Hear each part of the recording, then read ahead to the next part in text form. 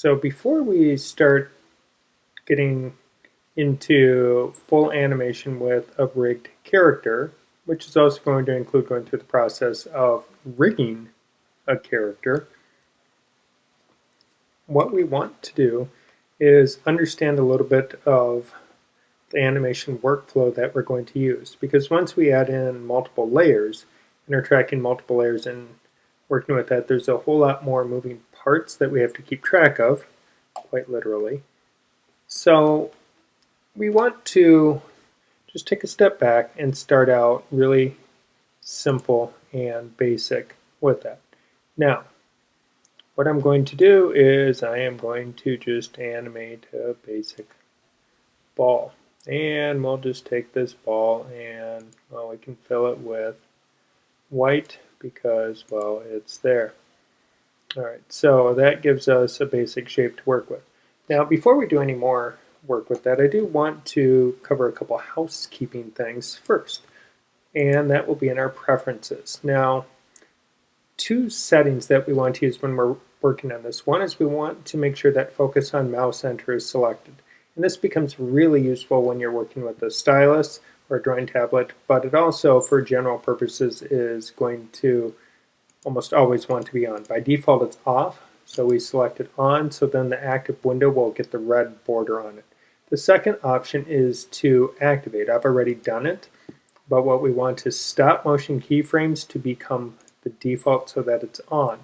Otherwise, we have to keep turning off the tween when we start working on adjusting the timing because we don't want that motion keyframes. We just want to be able to see our key poses as we're developing it and adding in frames. So we're going to work with it that way. So leave or select stop motion keyframes, select focus on mouse enter. So now that we've set our preferences, one other option we will want when we're animating is our advanced animation controls. The one we use the most often, of course, is rotate for setting our pivot points. And sometimes that will disappear. I find the easiest way to get the window back to a default setting is to select Restore Default Workspace, and that will bring everything back to where it's supposed to go. If you want to move it somewhere else, you can right-click, say, in a different window, like down here, and I can choose Advanced Animation, and it will, well, we'll just go ahead and do it so you can see how that works. And I can just choose it there. I can also click on the plus. Oh, wait, no, the plus just gives me other windows options that I can choose, and they would be tabs, camera, drawing, and other things. But to get my tool to show up, now I choose Advanced Animation, disappeared from the top, it's now down here. If I don't want it there, if I want to go back, the easiest way I find is just reset my workspace, and then I just have to do a little window resizing because apparently it doesn't match my screen. Alright, so now we're back to where it's supposed to be. So I have one frame of my drawing set up, and we are ready to start working with this so that we can do some basic animation. Now, to accomplish this, what we want to do is we want to add a peg to it. Because we always use the peg when we're doing cutout style animation. That's how we handle all of our changes in position, scale, rotation, skew. We modify it through a peg. So to add a peg, when a layer is selected, we can just simply click on the peg icon and that will add the peg to it. And now we can see by the name it has the same name as the layer. If you name your layers before you add the pegs, then your peg naming conventions will be correct because you have the layer name -p telling us this is a peg. Now, currently we can see this drawing is exposed for one frame. If I want to be able to just animate it across my whole timeline, I can extend it out by using the function key F5, and that extends it out for the duration of my project. That makes it easier. I don't have to think about keeping or extending it out. Now, the next thing I want to do is to start adding in some keyframes. Now, as I do this, it would be nice to, I'm just going to make this ball hop. It's going to do a jump. So to do that, if I knew where the kind of the horizon was or the ground that it's jumping on, that would make my job a little bit easier. So what I could do is I could add another drawing layer. I'll just call this ground. And And we can close that. And on the ground layer, we can just go and draw a primitive shape. And I am just going to, well, I don't want to go white. I'm just going to go with black so it kind of matches their simple aesthetic. If I hold down Shift, it locks the position of this while I'm drawing it. So now I can see my object in relation to the ground. And because the ground isn't going to move, I'm just going to lock that layer, so I'm not bothered with it. Now we will see it disappears on frame 2 because we haven't added its exposure. So once again, go to the end frame, function key F5. Oh, we have to unlock it before we can do anything to it. Function key F5, that extends out the ground for all of it, and now we can lock it. And go back to our main layer. Now on this layer, when we're going to animate, what we want to do, we're going to use a version of pose-to-pose animation, because with cutout style animation, this really is the most efficient workflow. So right now we're just going to look at how to make this ball or blob kind of do a jump. And to do that, what I want to do is add a keyframe here on the first frame. So I click on the little keyframe icon, and now I'm going to go to the second frame, and I am going to select my transform tool, which is what I use for doing my animation. And actually, before I move it, what I want to do is set the pivot point for that. We can see the pivot point is here, so if it wrote, wow, yeah, that's really not going to work. So let's move that pivot point back. Now, the good thing about it is I can move pivot points all day long while I'm animating. So I've set the object here so it's animating kind of around its middle.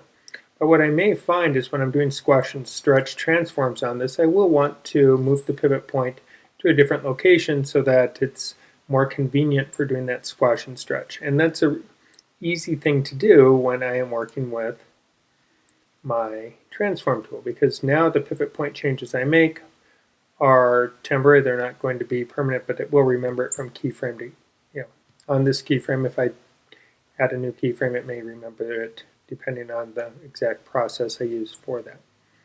So now that we have set the pivot point for it, I have my starting position here. Now I can go to frame 2, and with that I can just click on the keyframe button. We also see you can use the function key F6. So we can see in the small print where it says insert keyframe parentheses F6. So I can use my function key F6, or I can just click that icon. Now I'm just going to move this over, and if we turn on onion skinning, we can see how it looks when we move it over.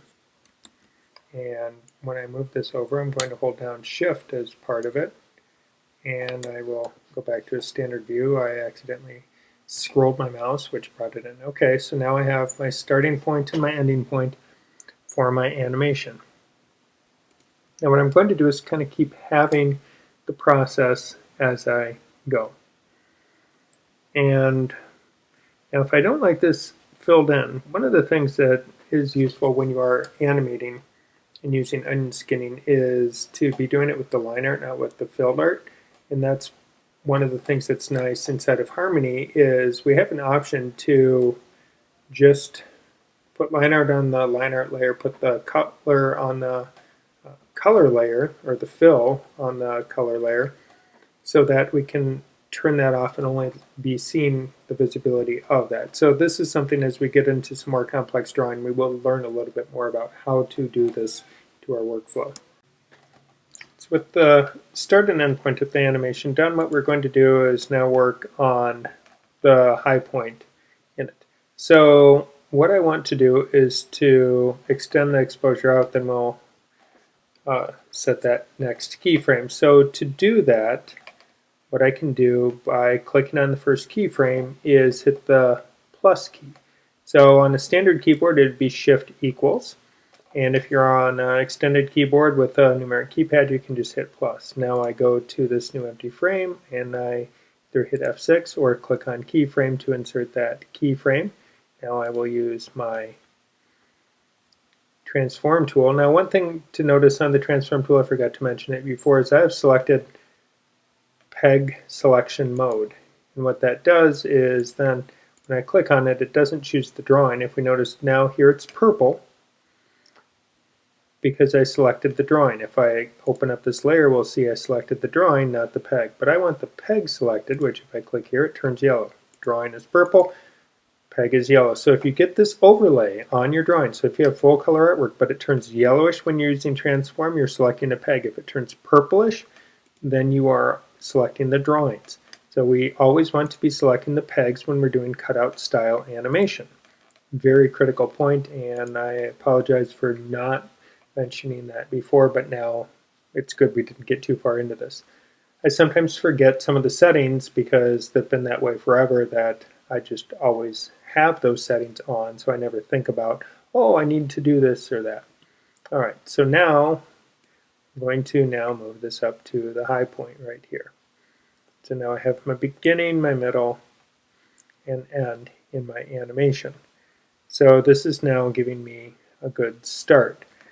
What we want to do now is to start working on the breakdowns, the in-between parts. And on a more complex rig, this is where we're really going to see that we have to do quite a bit more on these in-between drawings. So if we have head, body, arms, legs all moving, they should all be moving at different rates because as the body moves through space, every part is not moving at the same motion. So when a body starts moving, maybe the arms swing or the legs bend, then the arms swing, then the head. I mean, you have to figure out based on your character or characters how you want to do it.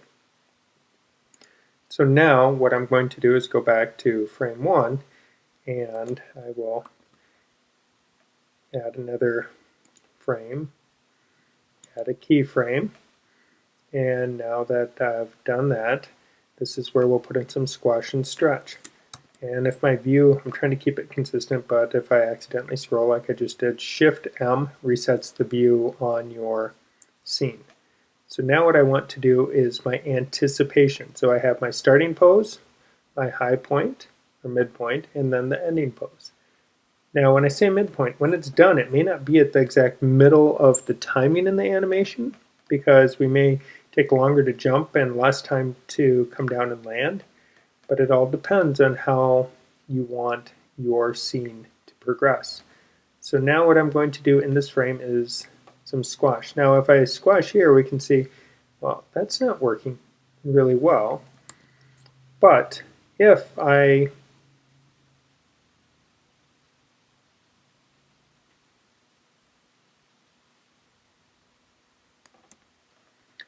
So apparently my view just changed. I'm not quite sure why, but I must have had my mouse over that and then scrolled and it automatically moved it. So now let's go back to my anticipation pose. So we have the starting pose, then we'll go into anticipation right here. And when we're doing our pose to pose, we really want to be kind of just with a couple frames as we work our way through it. So now my anticipation, I want to use the transform tool and relocate. In this case, I'm going to relocate that origin point. So now, during this, I'm going to do some squash. Now what I'm trying to do is make it look like my object is approximately the same volume so as it's squishing. So if it gets shorter, it needs to get wider. So now I can see how that is happening. Now I can use comma and period to quickly kind of toggle between those frames to get a sense of how that movement is happening. So now what I can do is I can now add another frame to this. So plus key or shift equals. That adds another frame. Go here, add in my keyframe, F6. Now when I pull this up, so we have anticipation with this, and now we're going to have the push off. Now if I pull this up, we can say, wow, yeah, that's really going. But what I want to do is then really, pull it in. So when we're shorter, we're wider, and when we're taller, we're narrower. So now I've stretch this. So now we can see. So we have the push off, and now from the push off, I'm going to add another frame, move over, function key F6 to add in that keyframe. Now on this one, if I want to reset my object back to its original shape, I can just simply hit the letter R, like radio, R on my keyboard, so that's reset. So I'm using R to reset this. And now, from the push off, we're going to put it, trying to picture the arc that I want. And I want it to still have a little bit of deform with it, so I'm going to stretch it a little bit. And I could have also reset the origin point if I needed to. But,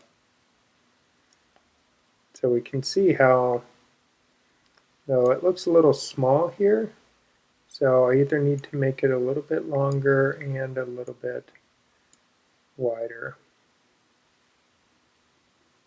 I'm just going to reset it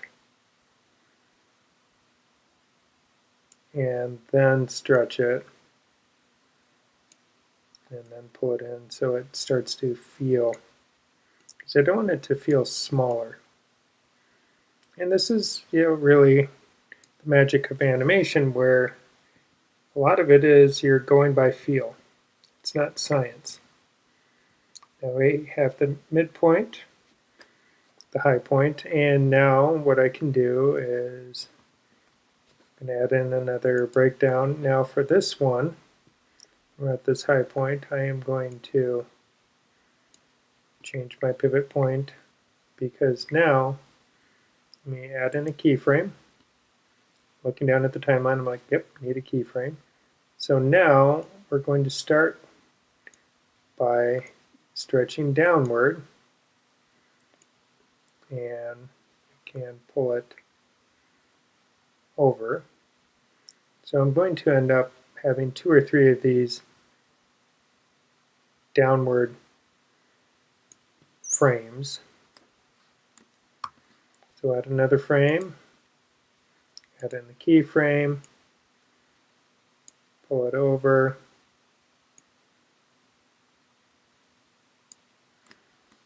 actually we'll just reset it so it's now, after it's stretched, now it's going to be more into its normal shape. It doesn't need to, no, we'll continue as it's falling downward. This will really kind of add to the exaggeration, which is part of what makes animation so effective. Now let's add in another frame. This time for this one, this is going to be the squish. So now we bring this down, and I want to bring my point back down. So now we had our squash, stretch, and now this is where we're squashing again as we're impacting or landing.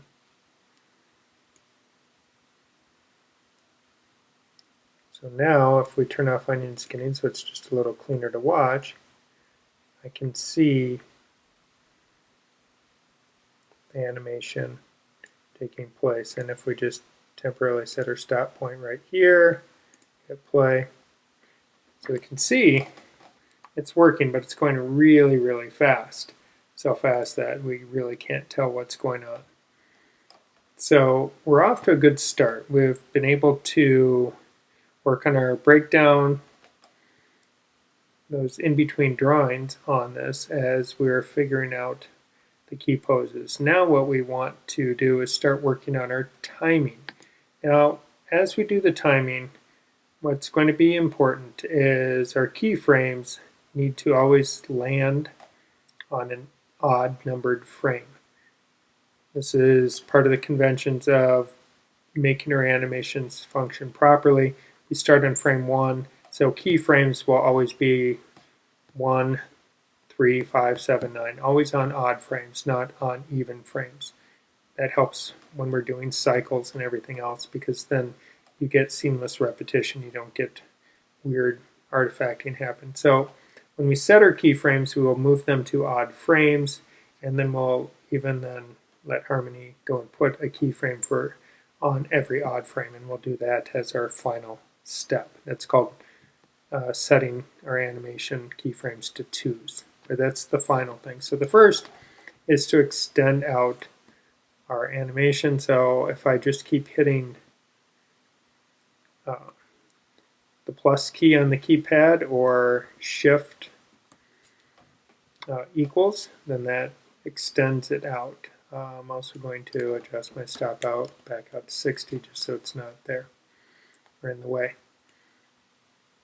So now that holds shift. So what we're first going to do is kind of work out the timing without using any tweening from the computer. We're going to figure out how we want our timing to look as we do this.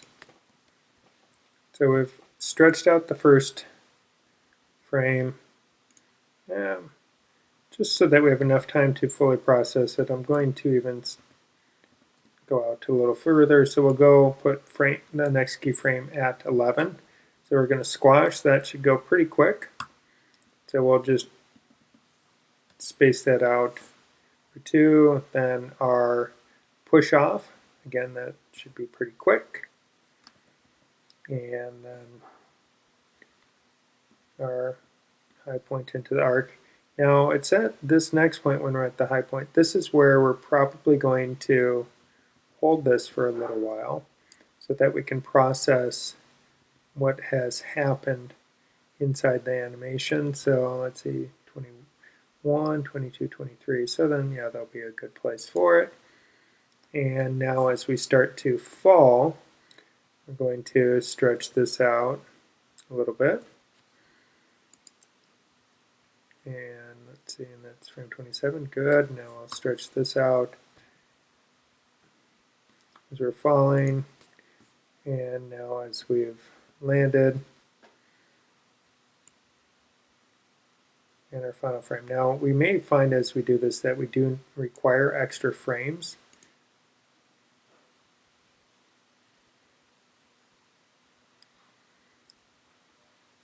So it's not bad for such a simple object. We might, decide that we need to tweak some of that a little bit more, but this is giving us a good start as we're kind of figuring out how we want the frames to go.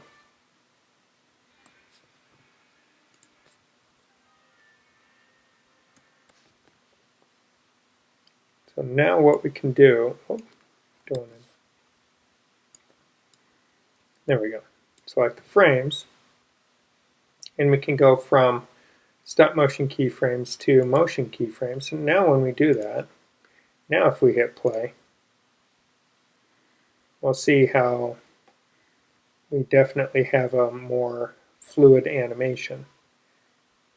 And from that, what we can introduce is we can introduce easing. Now I can select all of my keyframes and I can just simply ease in and out or do quickies on it, and that's even a good first step. So what I'm going to do is, let's see, that's 31 frames. So we're going to make the scene a little bit longer here so we have some time to work with it. And I'm going to do one version with easing and one without. So I'm going to copy those keyframes and then go to frame 41 here, paste those keyframes in. That is not going to be a motion keyframe because then we'll do that. So we'll leave those frames as is and worry about these opening frames here. If I select them, we can even just go what is effectively like if I was in After Effects, easy ease, where I ease in and ease out. That's a quick way of doing it. If I want to have more control, I can click on Set Ease for multiple parameters or Set the Ease for the keyframes. So the ease, when we look at it, here it says this is quick ease in, so it will set the ease in at 33%. Now if I want to manually set ease in or out on a keyframe, so there's really no kind of ease in on frame 1 because we start from 0, but if I go here we can see how we enter in the percent we want it to be. So we're first going to, an easy way is just to say I'll go with easy ease on it, and that now set in that easing.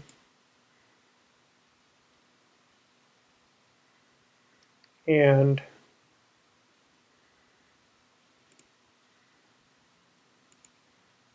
now if we go into this frame here and set the easing, instead of ease in at 33%, we could even go up to 80.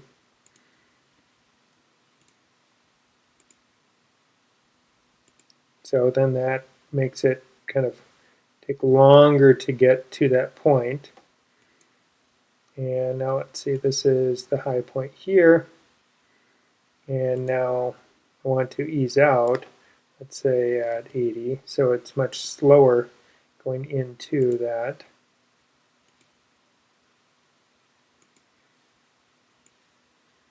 And now when we only have,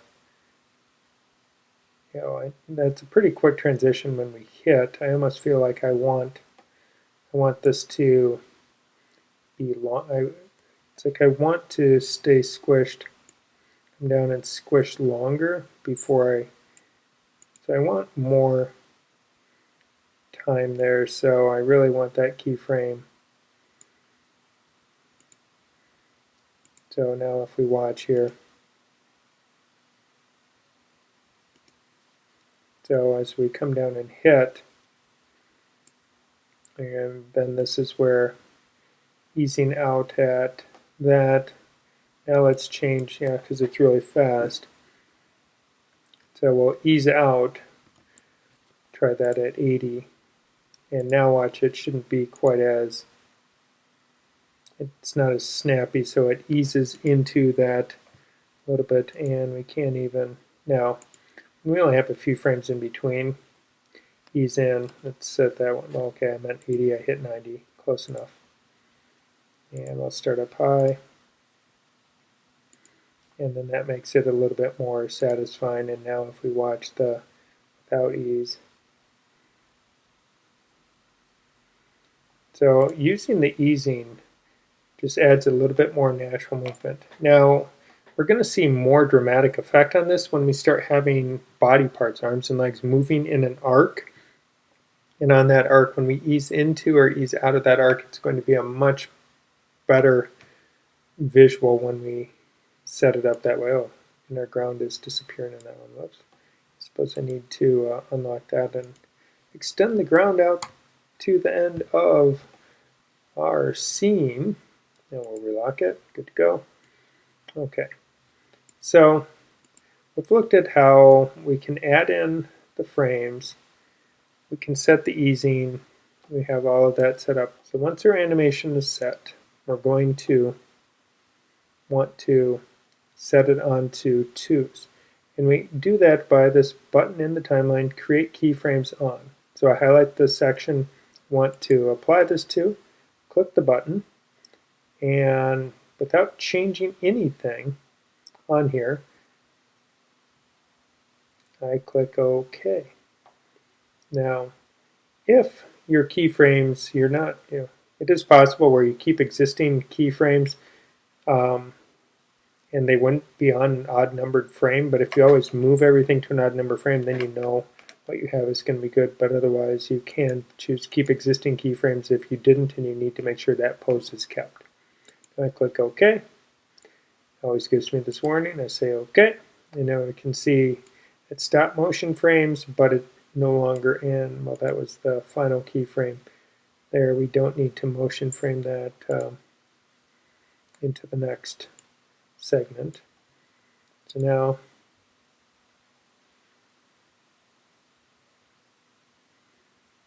we have our animation happening, one with animating on twos, one with keyframing and auto tweening, but no easing applied to it. The easing just makes for a little better end product. So you're always going to be encouraged to put some easing on it. It's going to make it more natural in appearance.